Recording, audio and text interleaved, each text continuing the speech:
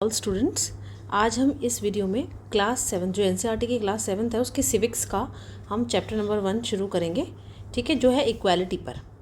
ठीक है, इक्वालिटी क्या होती है कि हम सब सिटीजन्स जो भी हमारे देश के हैं या किसी भी देश के बारे में जब इक्वालिटी की बात की जाती है तो उसमें ये बोला जाता है कि सब सिटीजन, चाहे वो गरीब हो चाहे अमीर हो, चाहे वो किसी भी सोशल बैकग्राउंड के हों और किसी भी जेंडर के हों या कोई भी ऑक्यूपेशन वो फॉलो करते हो, उसके बेस पर उनके साथ लॉ, जो हमारे देश का लॉ है, वो कभी कोई डिस्क्रिमिनेशन नहीं करेगा और उनको इक्वल जस्टिस, इक्वल लॉ के बेस पे प्रोवाइड किया जाएगा। ठीक है, तो इसकी शुरुआत किस तरीके से की जाती है, थोड़ा सा इंट्रोडक्शन है कि इंडिया क्या है, इंडिया में इक्वालिटी कैसे एस्टेब्लिश हुई है और कुछ एग्जांपल्स के साथ आपको समझाने की कोशिश की गई कि इक्वालिटी कैसे एक्सरसाइज की जाती है, कैसे नहीं की जाती है। ठीक है, तो दोनों एग्जांपल्स के साथ आप समझेंगे।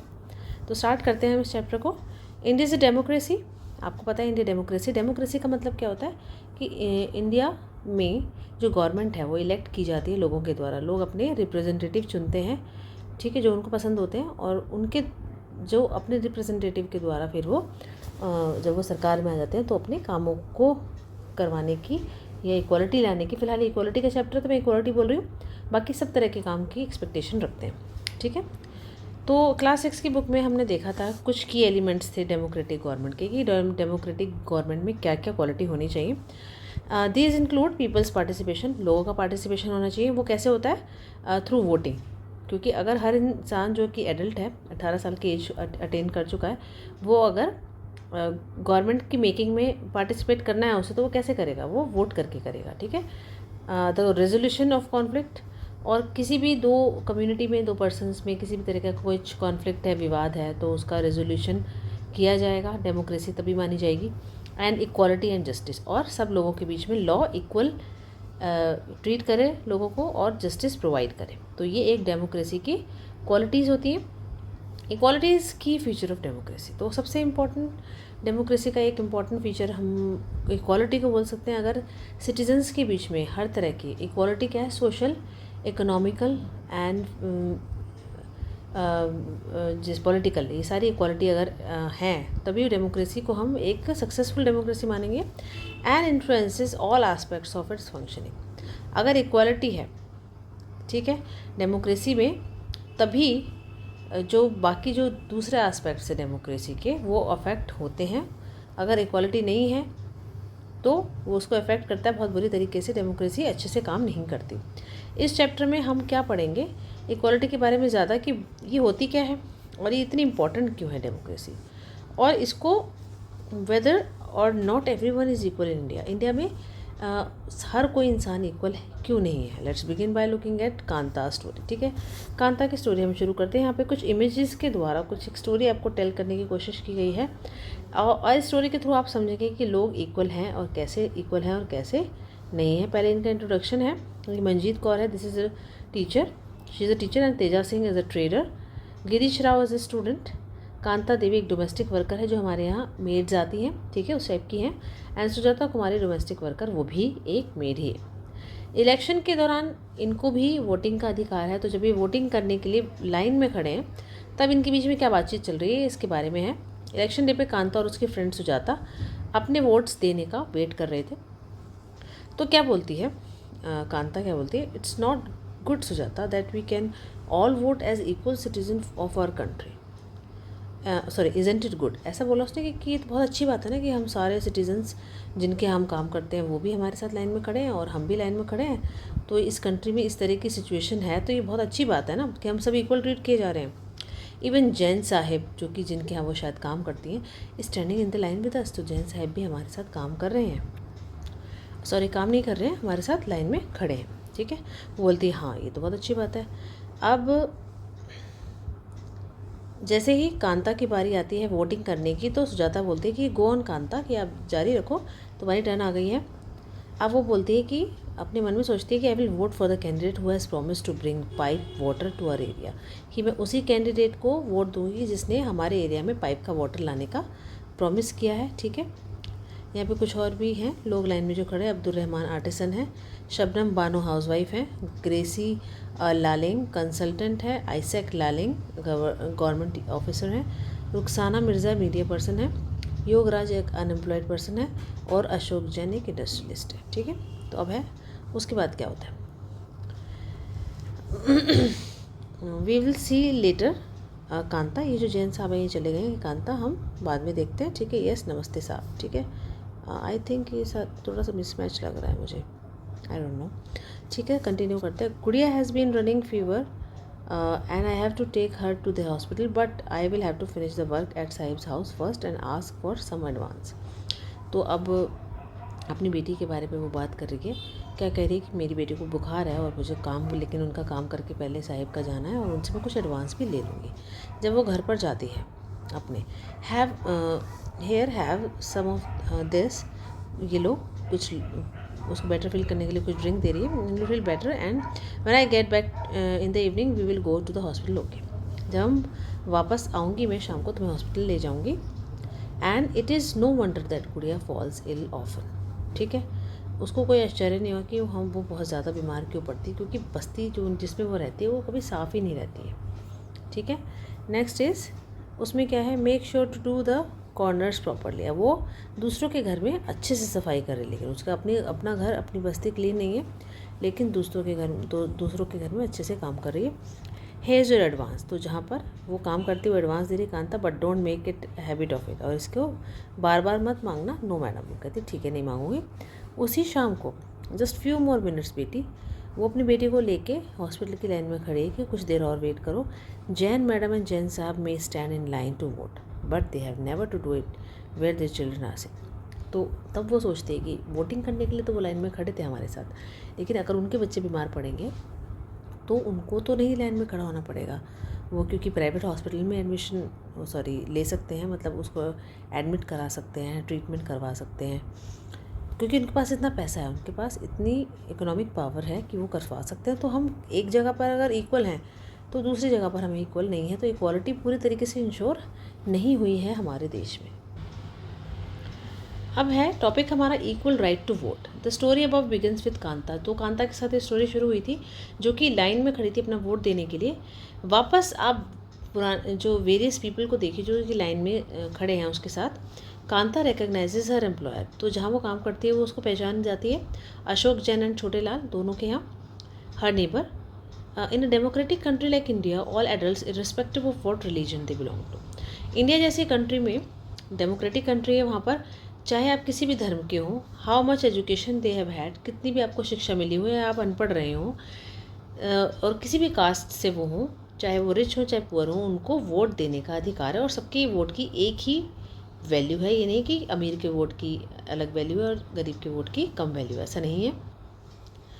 ठीक है, तो this as you have already read in class 6, ये सब आपने क्लास 6 में पढ़ा होगा इसी बात को कि हम सबको वोट देने का अधिकार है। अगर आप 18 साल की एज अटेन कर चुके हैं तो उसी को हम यूनिवर्सल एडल्ट फ्रेंचाइज बोलते हैं। ठीक है, इसी बात को बोलते हैं हम कि वोट देने का अधिकार सबको है, चाहे वो किसी भी जेंडर, किसी भी कास्ट, किसी भी रिलीजन और किसी भी इकोनॉमिक बैकग्राउंड से हो। Is an essential aspects of all democracies. तो सबसे इम्पॉर्टेंट डेमोक्रेसी का जब भी नाम आएगा तो आपको सबसे पहली चीज़ आप यही सोचनी है कि सब वोटिंग करने का सबको अधिकार है और वोटिंग के द्वारा ही अपनी सरकार चुनते हैं लोग। ठीक है, तो ये जो आइडिया है यूनिवर्सल एडल्ट फ्रेंचाइजी का, ये बेस्ड है इक्वालिटी के बेस पे, क्योंकि सबको इक्वालिटी प्रोवाइड करनी है तो सबके वोट को इक्वल इम्पोर्टेंस देनी है, इसलिए ये चीज़ लाई गई है डेमोक्रेसी में।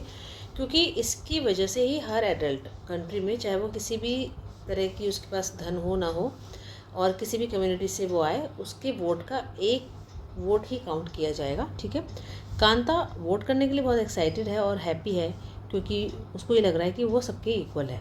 ठीक है, सबके जैसी ही है, जिनकी इक्वल वो अब तक खुद को नहीं मानती थी, क्योंकि उनके यहाँ काम करके वो उसको लगता था कि शायद हम छोटे बैकग्राउंड से हैं वो, लेकिन जब वो वोट देने के लिए खड़ी हुई तो उसको लगने लगा कि हाँ हम तो इक्वल हैं। ठीक है, तो बट जैसे ही उसका दिन गुजरता है तो कांता थोड़ी कम श्योर हो जाती है। जैसे पहले पूरी श्योर थी कि हम इक्वल हैं, लेकिन अब उसको इक्वालिटी का रियल मीनिंग समझ में आने लगा कि इक्वालिटी सिर्फ एक ही बेसिस पे नहीं इंश्योर की जाती है। अगर हर चीज़ के लेवल पे कंपैरिजन किया जाए और सब तब इक्वल हों, जैसे कि अगर वो चाहे वो भी अपने बच्चे को प्राइवेट हॉस्पिटल में प्राइवेटली जाके दिखा सके बिना लाइन में लगे, तो इक्वालिटी है इकोनॉमिक, क्योंकि उसके पैसों की कमी की वजह से ही तो वो नहीं दिखा पा रही ना। अगर किसी के पास कम पैसा है, ज़्यादा पैसा है, अगर इस बेसिस पे भी वो अपने बहुत सारे राइट्स नहीं एंजॉय कर पा रही, जैसे कि कोई इमाम अमीर इंसान करता है, तो फिर वो इक्वल नहीं है ना, किसी न किसी बेसिस पे तो वो इक्वल नहीं है। ठीक है, what is it that makes Kanta unsure, तो क्यों उसको ऐसा लगा कि वो इक्वल नहीं है। Let's take look at the day in her life. She lives in a slum, वो स्लम में रहती है और उसके घर के पीछे एक नाला बहता है। उसकी डॉटर बहुत सिक होती है क्योंकि वो अपने काम से छुट्टी भी नहीं ले सकती, क्योंकि उसको पैसे भी उधार लेने होते हैं अपने एम्प्लॉयर से, क्योंकि वो अपने बच्चे को डॉक्टर के ले जाना चाहती है। उसका जो काम है वो होम डोमेस्टिक हेल्प का है, जैसे मेड होती है, और वो tries her out and finally वो कोशिश करती है और फिर वो अपना दिन ख़त्म करती है और फिर बाद में एक लंबी लाइन में जाके खड़ी होती है, उसी से उसका दिन ख़त्म होता है। This line in front of the government hospital की लाइन में जब वो खड़ी होती है, is unlike the one in the morning. ये बाकी दिनों की तरह जो मॉर्निंग उसकी होती थी उसकी तरह नहीं है, because most of the people standing in it are poor, क्योंकि गवर्नमेंट हॉस्पिटल की लाइन में पुअर ही खड़े होते हैं, बाकी लोग नहीं खड़े होते मोस्टली, क्योंकि गवर्नमेंट जो हॉस्पिटल होते हैं उसमें थोड़ा सस्ता इलाज प्रोवाइड किया जाता है, जो कि गरीब लोग अफोर्ड कर सकते हैं। अमीर लोग तो प्राइवेट हॉस्पिटल्स भी अफोर्ड कर सकते हैं, इसलिए वो रेयरली ही यहाँ पर होते हैं। ठीक है, अब है अदर काइंड ऑफ इक्वालिटी। एक और टाइप की, अब इक्वालिटी एक ही टाइप की नहीं होती, आपको अलग अलग टाइप की इक्वालिटी से बताया जा रहा है। ठीक है, फेमिलियर करवाया जा रहा है। Kanta is one of many people who live in democratic India. Democratic India में कांता रहती है, उसी की जैसे बहुत लोग भी रहते हैं, and who have the right to vote, और उसकी तरह और लोगों को भी वोट करने का राइट है, but who is daily living, लेकिन उसकी रोज़मर्रा की ज़िंदगी और वर्किंग कंडीशंस इक्वल नहीं हैं बाकी लोगों की। ठीक है, वो इक्वल से बहुत दूर है। अपार्ट फ्रॉम बीइंग पुअर होने के साथ साथ जो इंडिया के लोग हैं वो इनइक्वालिटी बहुत कई तरीक़ों से महसूस करते हैं। Let's see what this means by reading the 2 stories given below. ठीक है, 2 स्टोरीज हम पढ़ते हैं और उनसे कंपैरिजन करके हमें पता चल जाएगा कि किस तरह से वो एक्सपीरियंस करते हैं inequality. Each of this is based on real incidents. ठीक है, ये सारी स्टोरी बनाई गई नहीं है, रियल इंसिडेंट्स हुए हैं लोगों की लाइफ्स में, और रिफ्लेक्ट करती है ये इनइक्वालिटी अलग अलग तरीके से जो कि इंडिया में एग्जिस्ट करती है। One of the more common forms of inequality in India is the caste system. ठीक है, कास्ट सिस्टम बहुत ज़्यादा प्रिवेलिंग है हमारे इंडिया में। ठीक है, कौन किस जाति का है ये बात आज भी गाँव में स्पेशली, शहरों में फिर भी लोग इतना नहीं पूछते हैं, अभी भी है लेकिन गांव में बहुत ज़्यादा प्रिवेल करती है। If you live in rural area, ठीक है, गांव में अगर आप रहते हैं तो कास्ट की आइडेंटिटी एक ऐसी चीज़ है दैट आपने सीखी है, एक्सपीरियंस की है, आपको पता लगा आप बचपन से ही कि आप इस जाति के हैं। ठीक है, कोई पंडित का बेटा है, कोई कायस्थ का बेटा है, कोई बनिए का बेटा है, या कोई और छोटी जाति का बेटा है, SC ST है, तो आपको पहले से ही बात पता होती है, क्योंकि आपको उसी कास्ट के बेस पे ऐसी वर्किंग कंडीशंस, आपके लिविंग कंडीशंस प्रोवाइड करवाई जाती हैं, आपको बात बात पे एहसास दिलाया जाता है, तो बच्चों तक को पता होता है। If you live in urban India, अगर आप शहरों में रहते हैं तो आप में से कुछ सोचेंगे that people no longer believe in caste, आपको लगेगा नहीं अब तो कास्ट वास्ट के बारे में कोई बात नहीं करता है। ठीक है, लेकिन ये सच नहीं है, अभी भी कास्ट को लोग बहुत फॉलो करते हैं। But just look at these matrimonial shown. आप जैसे मैट्रिमोनियल, जैसे शादी के लिए जो ऐड आते हैं ना कि ग्रूम चाहिए, ब्राइड चाहिए, उसमें देखिए इंग्लिश न्यूज़पेपर में ही आप पढ़ के देखिए उसमें क्या चीज़ इंपॉर्टेंट होती है। लोग कास्ट के बारे में बात करते हैं कि हमें इस कास्ट का लड़का चाहिए, इस कास्ट की लड़की चाहिए। लोगों के माइंड्स में ये बहुत ज़्यादा अभी भी है, चाहे वो कितने हाईली एजुकेटेड अर्बन इंडियंस हों। ठीक है, वो अपनी कास्ट की लड़की या लड़का चुनना चाहते हैं। Now let's read a story about the experiences of a Dalit child. Dalit child है, उसकी स्टोरी पढ़ते हैं जो स्कूल अटेंड करता है। And you already read about Dalit से, आपने क्लास 6 में दलित के बारे में पढ़ा था। Dalit is a term, lower caste के लिए एक टर्म यूज़ की जाती है, दलित बोला जाता है उन्हें। ठीक है, और वो खुद के लिए बोलते हैं ये वर्ड। दलित मीन्स ब्रोकन, कि वो टूट गए हैं, वो अपने लाइफ की कंडीशन से, क्योंकि उनको छोटा माना जाता है, उसकी वजह से उन्हें बहुत कुछ सहना पड़ता है, वो टूटे हुए हैं, तो उन्होंने खुद को दलित नाम दिया। और इस तरीके वर्ड यूज़ करके जो लोअर कास्ट है वो पॉइंट आउट कर रहे हैं कि वो कैसे थे और कैसे रहेंगे हमेशा के लिए। और क्योंकि उन्हें पता है कि उनके साथ तो डिस्क्रिमिनेशन, भेदभाव किया जाएगा, अभी भी किया जाता रहा है और आगे भी किया जाता रहेगा, उन्हें ऐसा लगता है। ओम प्रकाश वाल्मीकि जो 1950 से 2013 तक थे, is a famous Dalit writer. ठीक है, वो भी दलित राइटर थे। उन्होंने अपनी ऑटोबायोग्राफी जो झूठन नाम है उसमें उन्होंने लिखा है कि I had to sit away from the others in the class में मैं बाकी लोगों से अलग बैठता था, and that too on the floor, वो भी सब तो बेंचेस पे बैठते थे, मैं नीचे ज़मीन पे बैठता था। Mat ran out before reaching the spot I sat on. ठीक है, मतलब मैट क्या होती थी, वो छोटी पड़ जाती थी before reaching the spot I sat on, जैसे मतलब छोटी, मतलब उसको हटा देते थे, जैसे उस पर बैठ जाता था उसको हटा देते थे। Sometimes I would have to sit way behind everybody, बहुत पीछे बैठना पड़ता था, the right near the door, इतना पीछे कि बिल्कुल दरवाजे के पास। Sometimes they would beat me without any reason, बिना किसी कारण के मार दिया करते थे टीचर्स वगैरह। When he was in class 4th the headmaster asked Om Prakash to sweep the school. Om Prakash को हेडमास्टर ने कहा कि घर में स्कूल में झाड़ू लगाओ, प्ले ग्राउंड में झाड़ू लगाओ। तो वो क्या लिखते हैं, और the playground was way larger than my small physique could handle and in cleaning it. मतलब मैं तो इतना छोटा था और प्ले ग्राउंड इतना बड़ा था, तब भी मुझे साफ़ करने के लिए बोलते थे। माई बैक बिगिन टू एक, मेरी कमर दर्द करने लग जाती थी। My face was covered with dust, पूरा मुंह धूल से भर जाता था। Dust had gone inside my mouth, मेरे मुंह में चली जाती थी dust. The others children in my class were studying and I was sweeping, बाकी बच्चे पढ़ रहे होते थे, मैं स्वीप कर रहा होता था। Head master was sitting in his room and watching me, head master बाहर अपने रूम से मुझे देख रहे होते थे। I was not even allowed to get a drink of water, मुझे पानी भी पीने नहीं दिया जाता था। I swept the whole day, पूरे दिन झाड़ू लगाता था, डोर से लेके विंडोज़ तक स्कूल के रूम्स के, और टीचर्स की आइज़ और बॉयज़ मेरे को देखते रहते थे। ठीक है, Om Prakash was made to sweep the school and the playground for the next couple of days. उसको कई दिन आगे कुछ दिनों तक ऐसा करना पड़ा, उसे स्वीप करना पड़ा, झाड़ू लगानी पड़ी।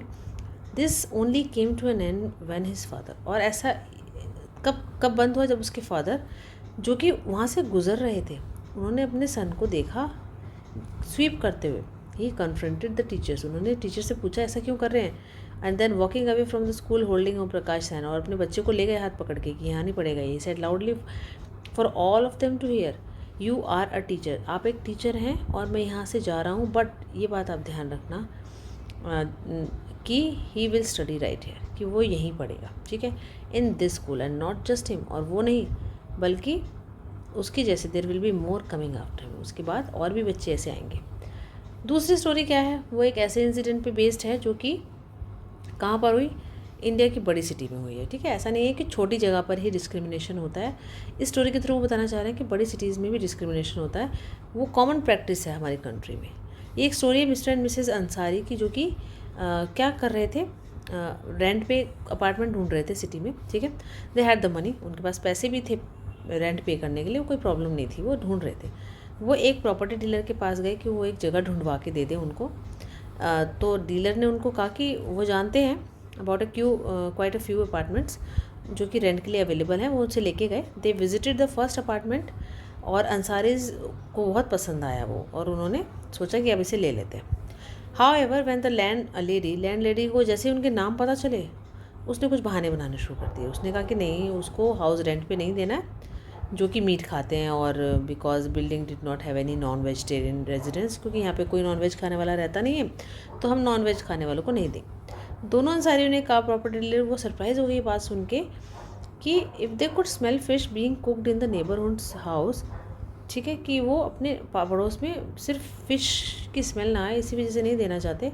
यही एक्सक्यूज़ वापस उनको सेकेंड और थर्ड अपार्टमेंट्स में भी सुनने को मिला। फाइनली प्रॉपर्टी डीलर ने उसको कहा कि उनको अपना नाम चेंज करना पड़ेगा और अपने आप को मिस्टर एंड मिसेस कुमार बोलना पड़ेगा। ठीक है, तो अंसारीज ऐसा करने के लिए हिचकिचा रहे थे, और उन्होंने सोचा कि कुछ और अपार्टमेंट्स देख लेते हैं। बाद में एक पूरा महीना बिताने के बाद सारे अपार्टमेंट्स में उनको लगा कि लैंड लेडी जो कि मतलब उनको मिल गई, जो कि एक रेंट पे देने के लिए उनको घर तैयार होगी। ठीक है, तो अब है recognising dignity. You have understood by now, अब तक आप समझ गए होंगे कि कास्ट जिसमें आप पैदा हुए हैं, रिलीजन जो आप प्रैक्टिस करते हैं, और क्लास का बैकग्राउंड जिससे आप आते हैं, चाहे आप मेल हो चाहे फीमेल हो। ठीक है, तो ये जो ऐसी चीज़ें हैं जो कि आप डिसाइड करती हैं कि आप अनइक्वली ट्रीट किए जाएंगे या इक्वली ट्रीट किए जाएंगे। ठीक है, ओम प्रकाश वाल्मीकि और अंसारी, उनको अनइक्वली ट्रीट किया गया, उनकी एक को कास्ट के बेस पे, दूसरे को रिलीजन के बेस पे। ठीक है, जब लोगों को अनइक्वली ट्रीट किया जाता है तो उनकी जो सम्मान होता है, उनका अपना डिग्निटी जो होती है, वो बहुत वायलेट की जाती है, तोड़ दी जाती है। द डिग्निटी दोनों की, ओम प्रकाश वाल्मीकि की और अंसारीज की, वो वायलेट की गई क्योंकि जिस तरीके से उनको ट्रीट किया गया इस तरीके से उनकी डिग्निटी पे बहुत हानि पहुंच रही थी। By picking on him and making him sweep the school because of his caste, उसकी कास्ट की वजह से उसे झाड़ू लगवाने के लिए बोला गया। ओम प्रकाश वाल्मीकि स्कूल मेट्स और टीचर्स ने उसकी डिग्निटी को बहुत बुरी तरीके से हर्ट कर दिया था और उसको ऐसा फील करवाया कि वो उन लोगों से कम इक्वल है, बाकी स्टूडेंट से कम इक्वल है। और चाइल्ड होने की वजह से ओम प्रकाश वाल्मीकि कुछ नहीं कर सकता था अपनी सिचुएशन के लिए, ठीक है। और ये उसके फादर थे जो कि उन्होंने अपने बच्चे को झाड़ू लगाते हुए देखा, तो उन्हें गुस्सा आया इस अनइक्वल ट्रीटमेंट की वजह से और उन्होंने टीचर्स के साथ कन्फ्रंट किया। अंसारी इसकी डिग्निटी भी हर्ट हुई जब लोगों ने उन्हें मना कर दिया अपार्टमेंट के रेंट पे देने के लिए। However when the property dealer suggested, property dealer ने जब सजेस्ट किया कि अपना नाम चेंज कर लो, तो ये उनकी डिग्निटी और सेल्फ रिस्पेक्ट के खिलाफ था और उन्होंने उसका सजेशन रिफ्यूज़ कर दिया, मना कर दिया, ऐसा हम नहीं करेंगे। Om Prakash and Ansaris do not deserve to be treated like this, उनको ऐसा ट्रीट नहीं किया जाना चाहिए था। They deserve the same respect and dignity as anyone else, हर किसी के जैसे ही उनको रिस्पेक्ट और डिग्निटी पाने का अधिकार है, ठीक है। इस वीडियो में हम इतना ही कवर करेंगे, ठीक है। इस चैप्टर के नेक्स्ट पार्ट को, जो कि आखिरी पार्ट होगा हमारे इस चैप्टर का, उसको हम नेक्स्ट वीडियो में कवर करेंगे क्योंकि चैप्टर बहुत बड़ा हो जाएगा, फिर वीडियो बहुत लंबा हो जाएगा। तो अभी हमने इतना ही पढ़ा है। आई थिंक आपको समझ में आ गया, समझ आ गया होगा कि इक्वालिटी क्या होती है और किस किस बेसिस पर हम इक्वालिटी को मेज़र करते हैं और कैसे हमको समझ में आता है कि कहीं इक्वालिटी प्रैक्टिस की जा रही है क्या नहीं की जा रही है, ठीक है। तो अब अगले वीडियो में सुनते हैं अगला पार्ट, ठीक है। अभी के लिए इस वीडियो को लाइक कीजिए, शेयर करिए और सब्सक्राइब करिए। Thank you so much.